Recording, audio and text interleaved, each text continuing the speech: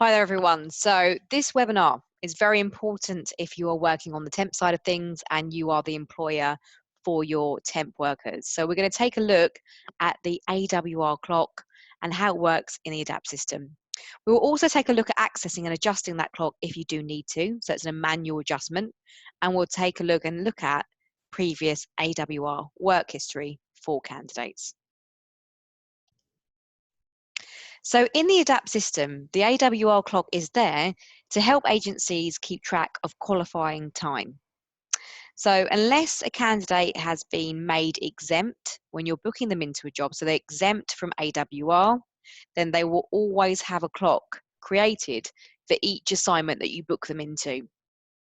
Now, this applies to a contractor or to a temp, so it could be on a contract job or on a temp job, but more typically a contractor might be exempt because they're self-employed, for example, so it's more likely to apply on a temp role, but it can be applied to both.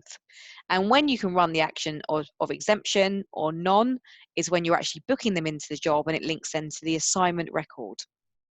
Now, a new clock is created for each hirer and for each role, which links to in the system the job category. So there could be multiple clocks for one candidate running at one time.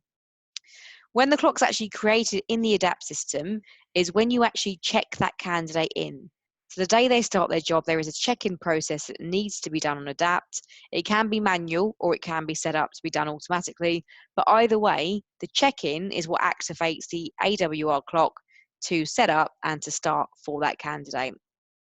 Now, if a candidate is extended in that particular role, so it's again going to be for the same client, same job category, or if they're employed again, so same job category and client again for a new role, if it's within the period where you're allowed to have a gap in AWR, the clock will then continue running. Now, in the system, it counts 1 hour worked that week as 1 week for AWR. So as long as they've worked at least 1 hour in that 5-day week, then it will continue. It will count on the clock as a week worked. And I'll show you that in a second. So in fact, now let's go and have a look at that AWR clock. So I'm in a particular candidate's record that I know is working for us at the moment.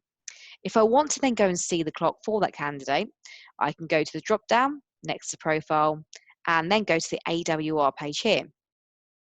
Now, as you'll see for Brenda, she has got 2 separate AWR clocks running at one time. One with this client and one with this client, one with that job category and one with this one here, as we can see.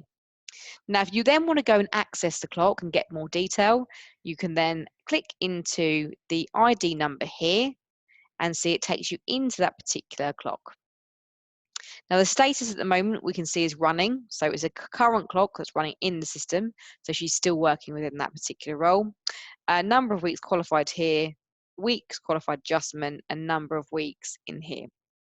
So at any time, what you can do is go and manually adjust the weeks if you do need to. You can click on AWR clock adjustment here and see at the moment we're at 10 and 1, but you can go and amend that to whatever that needs to be. And it will then change that in the system for you.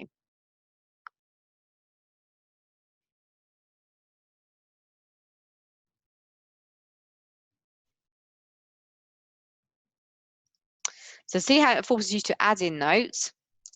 So say why you're adjusting, which makes total sense. So why are you doing that manual adjustment? And then you can see it updates there, weeks adjusted, and now that's the standard week in there. The first week worked, it's adding them together. So they're now on week 13. To then go back, we can go on cross button. It takes us back there to the AWR page, and you can also click into the other clock if you need to for any reason, and you can see that's running.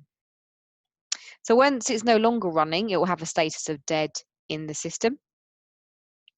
And that's all you'll need to know really at the moment on the AWR clock. So what's great is, of course, you guys need to then track your candidates.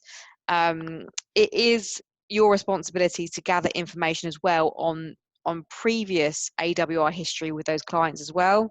So it's important that if you start a clock running, a new job that you're working on, you do find out they've worked at that client maybe for 4 weeks previously, then you'd need to go and add that into the clock, adjust it, and add that reason why. There is an action if you're going and gathering information to find out more about if they worked for a client before or a particular role before. You can run an action in here, which is activities, and you can see employment history request. So you can click on that. It doesn't run any kind of particular workflow of sending any communication, but it's for you to make a note in there just to tell anyone that's looking at that system and that candidate that you've gone back to the client and you're double checking if they've worked already in that role before. So it just kind of actions. And what it looks like here, as you can see here in the workflow in the journal, it will say previous assignment information has been requested, and any notes you make will be here. So as you guys know, really key to be tracking that AWR clocks. We have got other tools like studios and searches and reports to help you, and we'll be looking at those in other webinars.